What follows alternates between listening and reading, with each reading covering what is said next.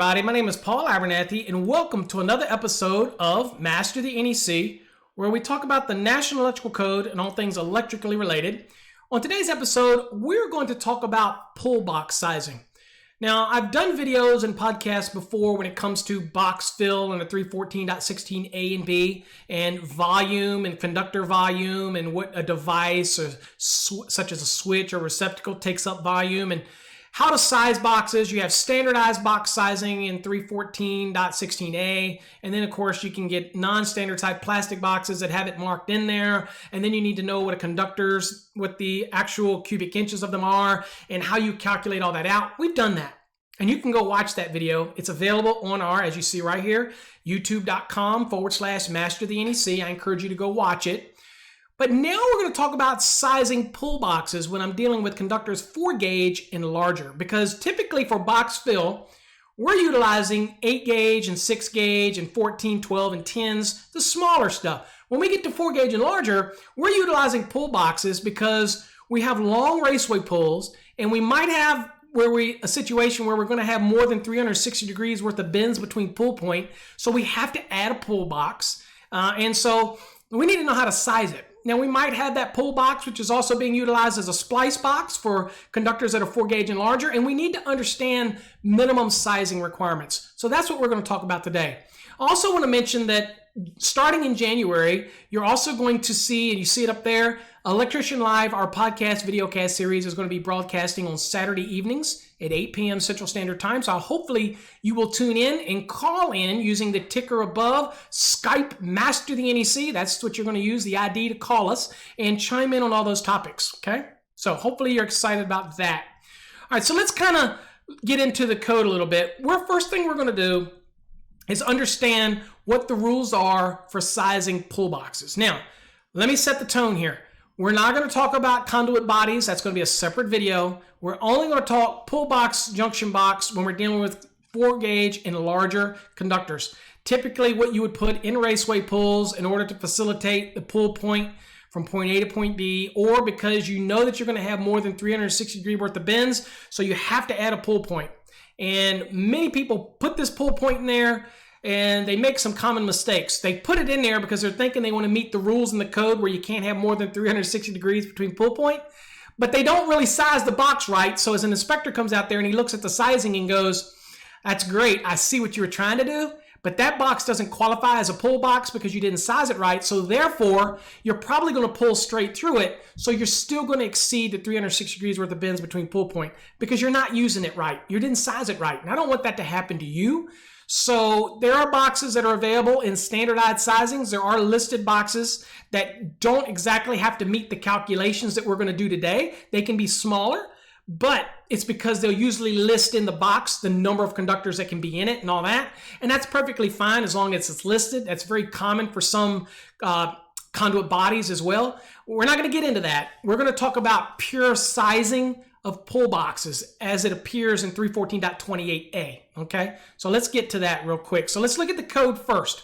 So here's some of the language in the code that we're going to talk about, and that is 314.28, pull and junction boxes. And again, we're not going to talk conduit bodies in this one because I need to do that in a separate video because some of the calculations, it's kind of similar but different, and I want to make sure we just don't confuse the topic, all right?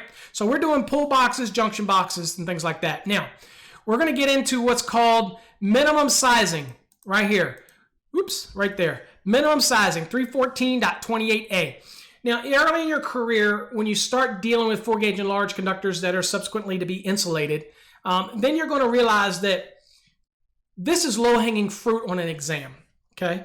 That exams love to give you questions that deal with box sizing.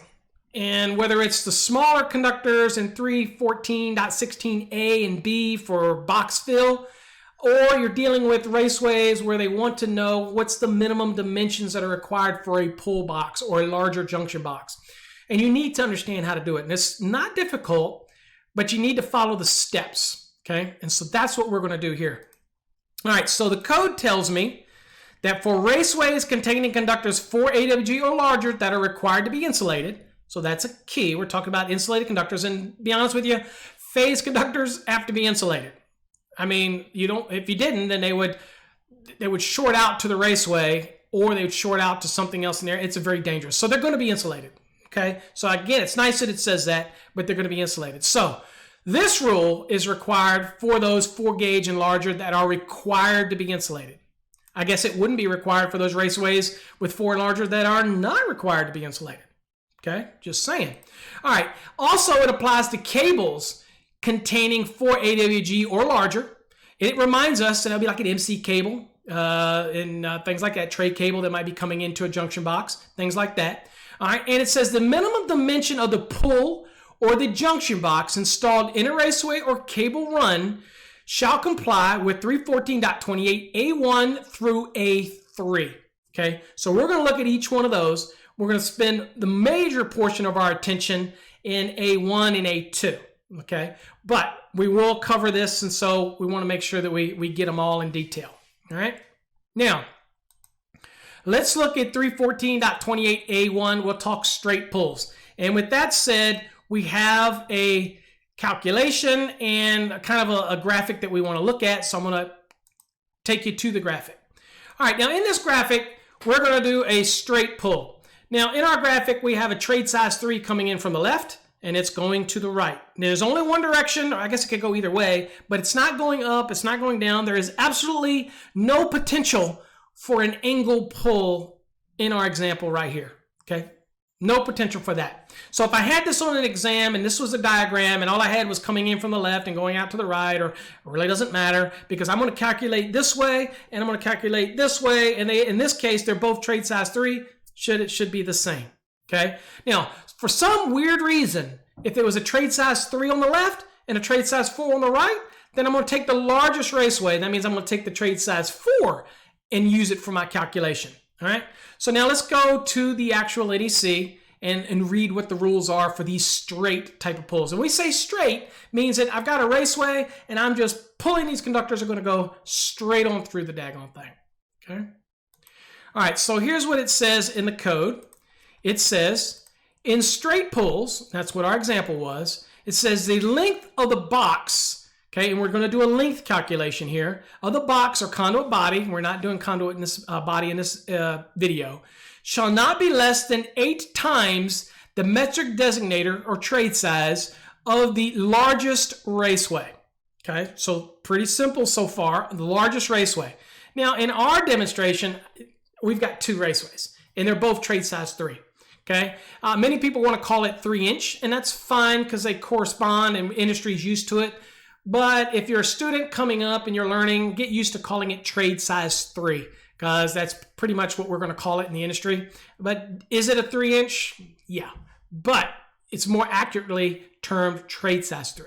All right, so in this case here, we've got our calculator, and we're going to do a little bit of a math here. So remember it said 8 times the largest Raceway.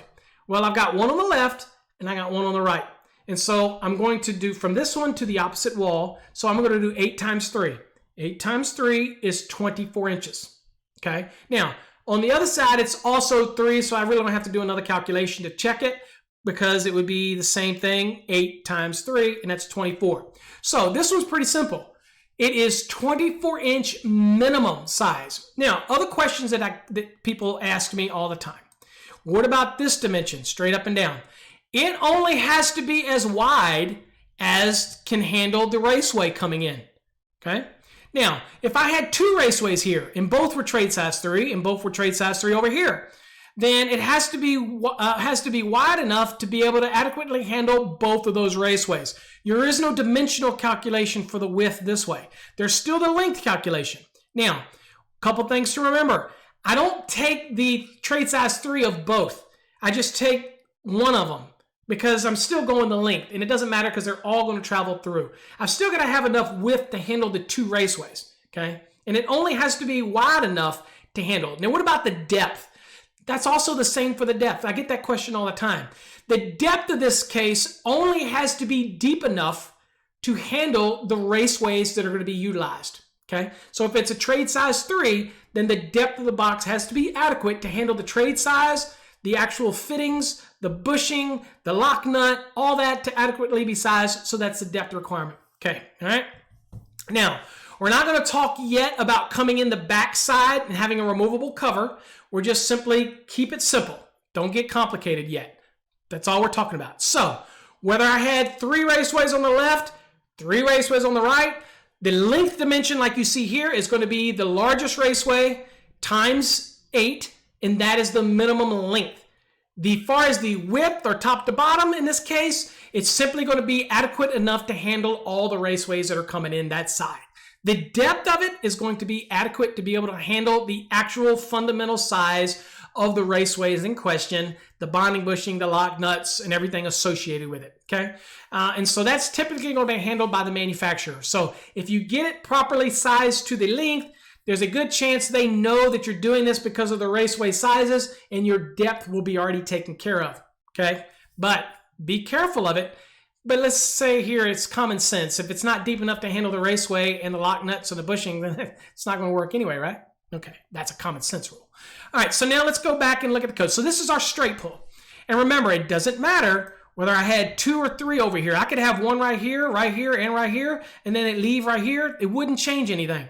Now, what would change it for you to be aware of is what if I had a trade size 4 right here, a trade size 3, and a trade size 3, and over here a trade size 4 and a trade size 3. Then I'm going to use the largest in this length calculation. So I would use trade size 4. So it'd be 4 times 8, and that's going to be the minimum length of this pull box or junction box, in this case being used as a pull box. Okay, pretty simple stuff so far, right? All right, let's go back to the code, and now let's look at what happens when I have an angle pull.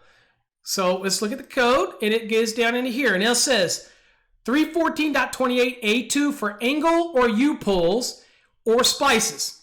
So real quick, let me give you a little tip. When you're dealing with straight pulls, remember, straight is 8. So if it's straight pull, any pull, even if it's got a box, then you've got raceway coming in the top or the bottom and the side. Remember, I've got to do all the calculations, whether it's potential for straight or even potential for angles. Especially on an exam where they don't show you the route of the conductors, then you want to make sure that you do a worst case scenario, because that is low-hanging fruit on an exam.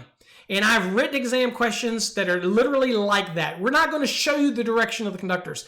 I'm going to say solve it to the most plausible denominator you can. If it's plausible that conductors could be running straight through as well as at an angle, then I'm going to ask you and assume that you're going to calculate all the possibilities, okay? Just be prepared for that. Now, if they show you the routes, then maybe they're trying to dictate to you that we want to solve based on the route or the flow of the conductors.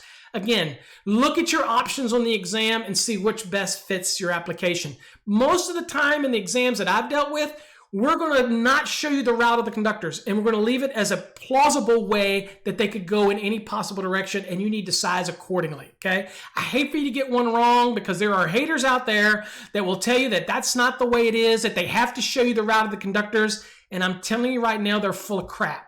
Okay, I can show you exams that will not show you the route of conductors. Okay, and I would hate to see you fail an exam because you listen to somebody who doesn't understand what they're talking about. I'm just being real. Okay, I'm trying to help. Now, let's talk about it. Now, it says where splices or where angle or U-pulls are made. So this applies to whether there's splices in there, whether U-pulls are in there, or whether or not they're angle pulls. You're still going to do this measurement. It says the distance between each raceway entry inside the box and the opposite wall. So if I'm entering from the bottom, I got to measurement to the opposite wall. That's the top. If I'm entering to the side, I got to measure it to the opposite wall, because that's one measurement, okay? And I do this with each raceway entry. Don't worry, I'll show you how to do it. And the measurement that you're going to use is not less than 6 times the metric designator, trade size in our case, of the largest raceway, did I say it like that way? The largest raceway in the row. So you're going to have a row in some cases, and you're going to take the largest one. Now, this distance shall be increased additionally by the additional entries by the same amount of the sum of the diameter of all the other raceways in the same row on the same in the same wall of the box. Okay.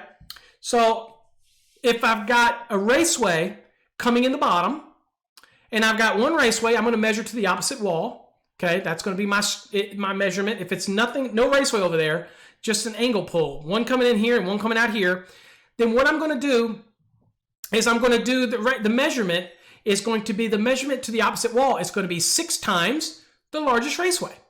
Now, if I have another raceway beside it, then it's going to be plus the sum of that raceway. So if it was 6 times trade size 3, that's 18. And then I had, let's say, a trade size 1 beside it, then it would be 6 times 3, 18 plus 1. If I have another one, it'd be plus 1 again. That's plus 2. So you add them up. Don't worry. I'll show you in an example. That sounds complicated. All right? Now, if you have two rows of multiples, then you do each row separately. And when you do each row separately, you take whichever row adds up to the largest value. Because again, you're trying to find the minimum dimension that you need to have based on the largest raceway plus the sum of the others in a row. All right, sound confusing? Shouldn't be, but we'll go to it and look at the presentation. Let's look at it. All right, so here's what we got. We have the angle pull. And let's give it a kind of a quick understanding here. We'll give it a really good overview here. So we've got a raceway coming in this way, and this is the opposite wall. And we got a raceway coming in this way, and this is the opposite wall. So remember what it said? I have to do 2 calculations. And it was 6 times the largest raceway. Now, if I had another raceway here on the same row, then it would be also the sum of the other raceways. So I take the largest raceway and the sum of the others that are in the same row. Okay? All right. So in this case, let's say I had trade size 3 right here coming in. And I've got a trade size 3 down here coming in this way. So my first calculation is to solve this way. So it'd be 6 times trade size 3. So that'd be 18 inches. So it's got to be at least 18 inches this way. Now I'm going to go down and measure this one. And this is the same size. So it's 6 times 3. So it's 18 inches this way. So this is an 18 inches by 18 inches. Okay? That is my first set of calculations. So right now it looks like I'm dealing with an 18 by 18 inch pull box in this application. Remember, the depth of it only has to accommodate the actual raceways, lock nuts, bushings, everything that's coming in. Okay, so that's what it's got to accommodate for the depth. All right, now, with this said, look at this graphic. I have this raceway. What does it have in common with this raceway? These conductors. So since they share the same conductors, there's another measurement that we have to do, and that's the raceway measurement between raceways. Now, where was that in the NEC? Well, we hadn't gotten there yet. So let's go back to the NEC, and we'll go back down, and we'll scroll down a little bit. And that is when we get right here, okay? It says, the distance between raceways by entry, raceway entries enclosing the same conductors, that was what we saw in our example, shall not be less than 6 times the metric designator of the largest raceway. All right, so that takes us back to our graphic. So in this case, it was trade size 3, right? Here and here. So it's 6 times 3. Easy to remember because everything when the angle pulls, U pulls, splice box, all of them dealing with 6. If you think of angles, there's 6 letters in angles. So 6 angles equals 6, whereas straight equals 8. Easy for you to remember that. And so here it has to be a minimum of 18 inches apart. Okay?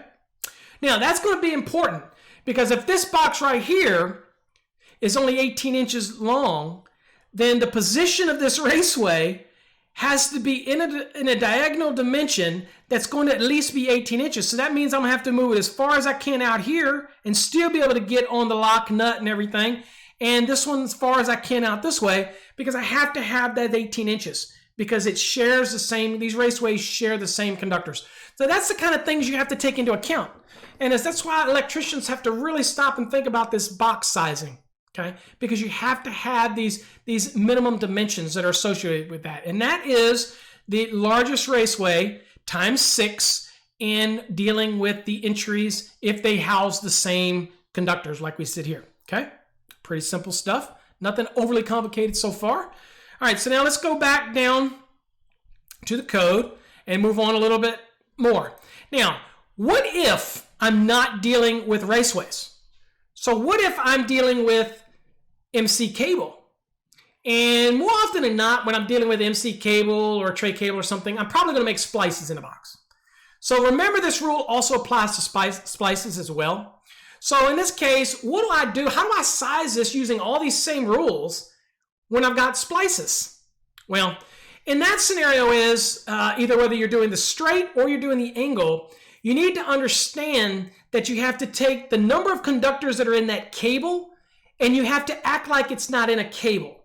So I'm going to have to use Chapter 9, Table 4, and Table 5, and I'm going to size a raceway to fit these conductors in it as if I was installing them in a raceway.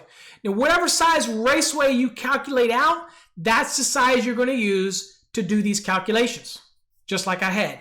So in this case, let's just kind of look here. Let's just say this was MC cable coming into the left, and it had these 3 conductors in it. Well, I need to take that cable, take the size of those 3 conductors, and let's say they're 500 kc mils or whatnot, and I have to size what type of raceway would I need to utilize in order to be able to pick a size. Now, one thing to remember, in this example here, I've got the raceway being used as an equipment grounded conductor. But in the cable, MC cable, I probably don't. It's going to probably be, well, we know it's not going to be in an MC cable because the armor can't be used as an equipment grounded conductor. So it's going to have an equipment ground in it. So I have to calculate out the conductors that we're dealing with. In this case, there's no neutral involved in this, so it must be going to a load that doesn't have a neutral. But I have an equipment grounded conductor, so I have to calculate what size raceway. So you're really taking that cable, you're ripping those conductors out of it, calculating what size raceway would I need to have using Chapter 9, Table 4, and Table 5. And then I would meet the requirements of raceway fill in accordance with Chapter 9, Table 1. In this case, if it's more than 2, then we'd say that you're not going to exceed it more than 40%. And find out what size raceway I need. Then once I know the raceway I need, and it's the minimum size, okay, then and only then can I apply the application to 314.28A1 or A2, okay? That's what that rule means. So I have people really sometimes contact me and say, what does that mean when they see the words here that says transpose cable sizes into raceway? That is literally taking the conductors that are in your cable and determining what size solid or fixed raceway type that you would need to accommodate that same number of conductors. And that's what you're doing. And then and only then can you start applying the rules in 314.28A1 and A2. Okay? Makes sense? Okay. Pretty simple stuff when you're talking about that. All right? All right. So now there is an exception that we'll talk about right here when we're dealing with angle pulls, U-pulls, and splice pulls. And I will talk about U-pulls in a second just to kind of round that out. It says exception. It says where a raceway or cable entry is in the wall of the box or conduit body opposite a removable cover, the distance from the wall to the cover shall be permitted to comply with the distance required for a 1 wire per terminal in table 312.6a. What does that mean? Well, I'm going to click on this to kind of give you an idea what that means. Here it is. So see this table? I would do the 1 conductor right here, and depending on the size of the conductors you're utilizing, okay, in this case, let's say 500 kc mil, then the minimum distance between the back to the front of the removable cover gives you the first time you're going to come up with what's really a depth requirement. And as you see here, it's a 6, okay? And that's what we're dealing with in that application, all right?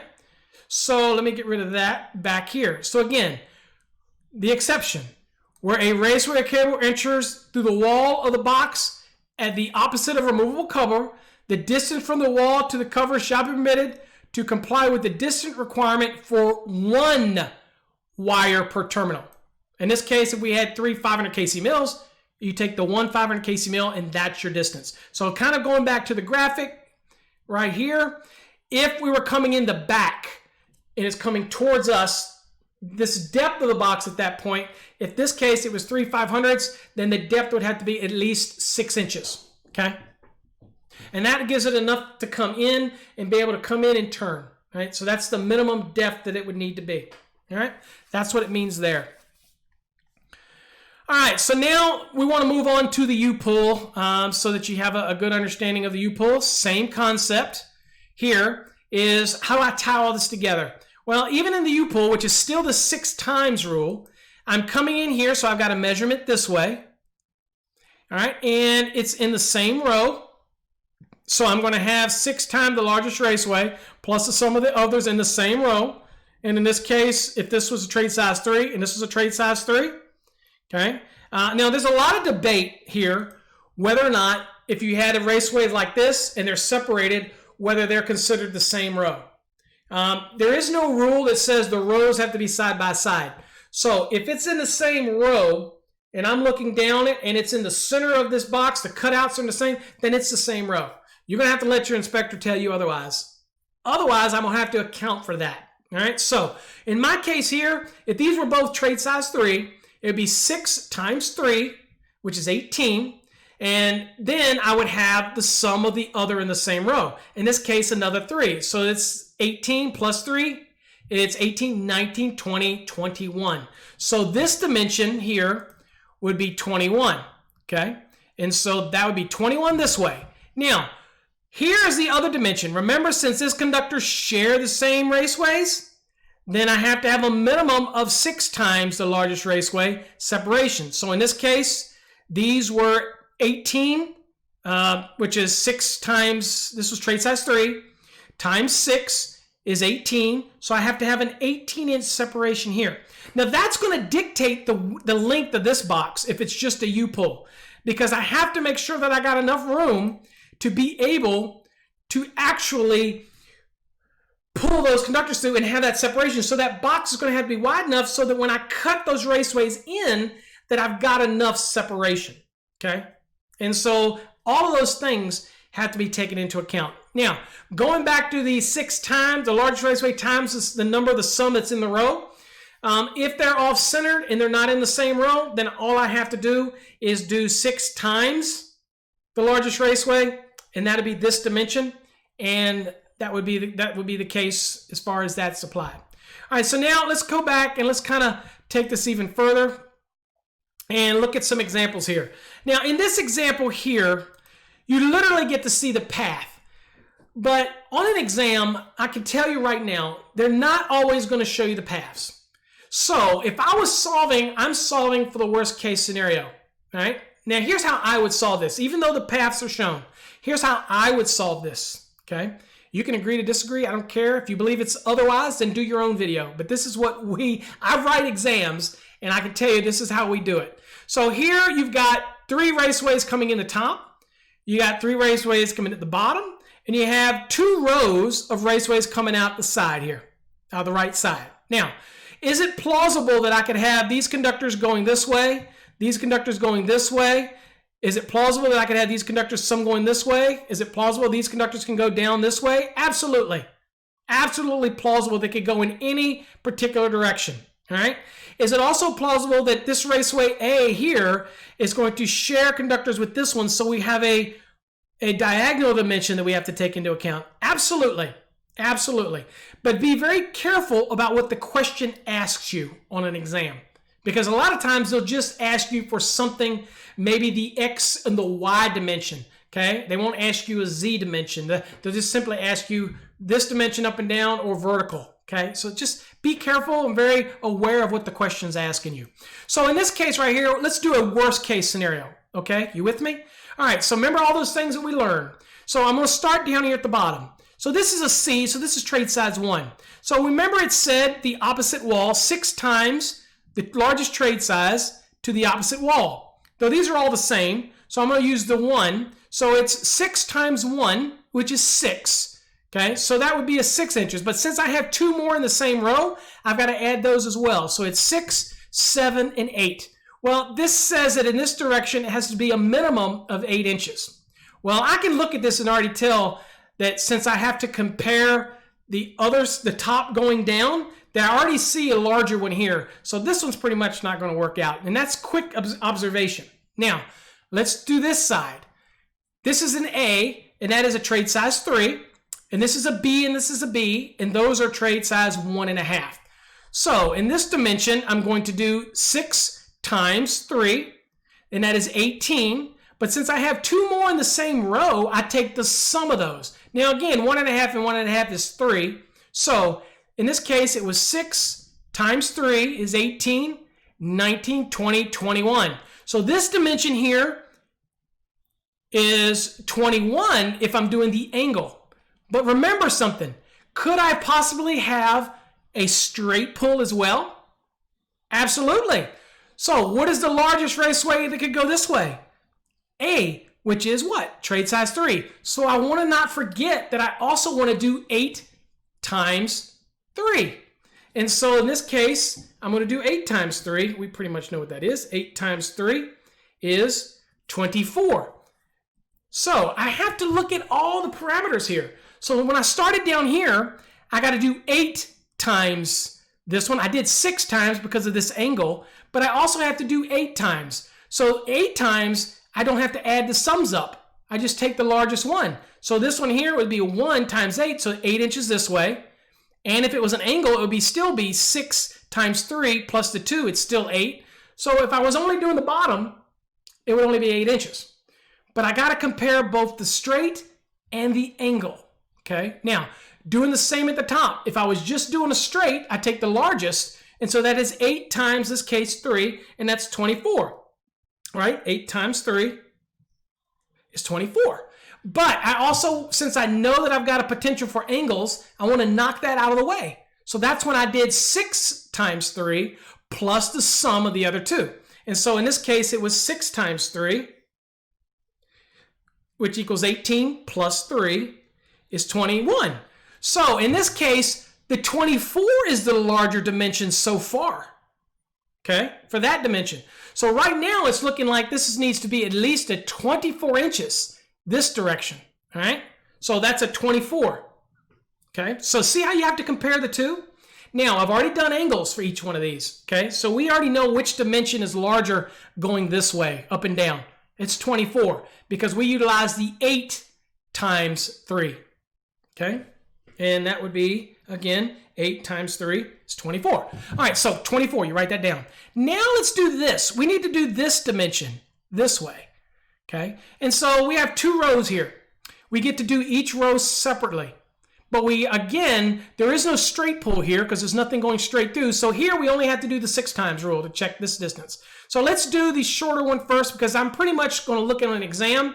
I can look right at this and say, well, I take the larger row. Obviously, the row in the back is larger than the first. So maybe even on an exam, I'm not going to waste my time to do the first one. It's pointless. I'm going to go straight to the one with the larger raceways. So here, I'm going to use trade size 3. So that's going to be 6 times 3. And we already did it up here. So we really don't have to do that again, but we're going to do it. We're going to do 6 times 3 is 18. And then B, these raceways are 1.5. So 1.5 and 1.5 is 3. And so we're going to do 18 plus 3. And that is 21.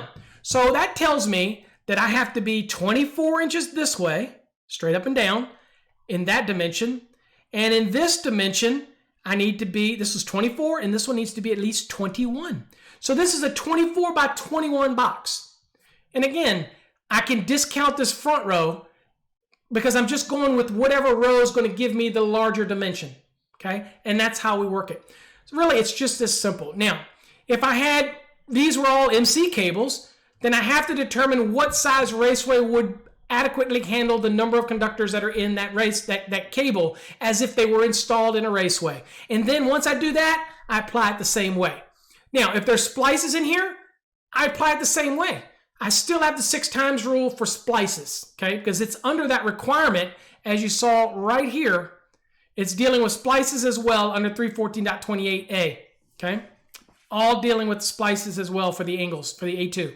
All right, so hopefully you got something out of that, kept it simple. We talked about the depth. Now, if you're not coming in the back and you have a removable cover, then the depth itself, when it comes to pull boxes and junction boxes, remember, it's very much dependent on the ability to be able to, the depth of the box is determined by the raceway, the fitting, the lock nut, and everything. As long as it's deep enough to facilitate it, then there is no calculation on that. You only start getting into the calculation of the depth when you're coming into the back and you have a removable cover. Why? Because it's conceivably believed that you could actually remove the cover and adequately have enough space to turn and get those conductors in.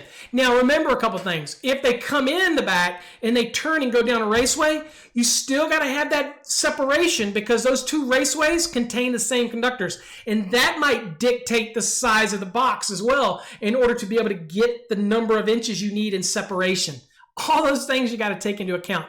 So hopefully you got something out of that. Didn't find that overly confusing. Remember, we have our Electrician Live podcasts that are coming up starting in January of 2020. Go to our website. As you can see right here, here's our YouTube channel. If you want to see what episodes are coming up for our Electrician Live, go to electricianlive.com. That's electricianlive.com, and you can see a list of upcoming shows. If you want to watch all of our other educational videos, then make sure you go to this YouTube channel and you can watch all of the videos and even listen to our podcasts here. You can also listen to our podcast on Spotify, Spreaker, iTunes, iHeartRadio, all these other type of podcast platforms if you want as well while you're on the road. But most people will listen to them through our website as well, which is masterthenec.com or electricianlive.com. You can listen to them all you want there as well. Hopefully you got something out of this, folks, and I've made it just a little easier to size pull boxes and junction boxes when you're dealing with conductors 4 gauge and larger that are to be insulated.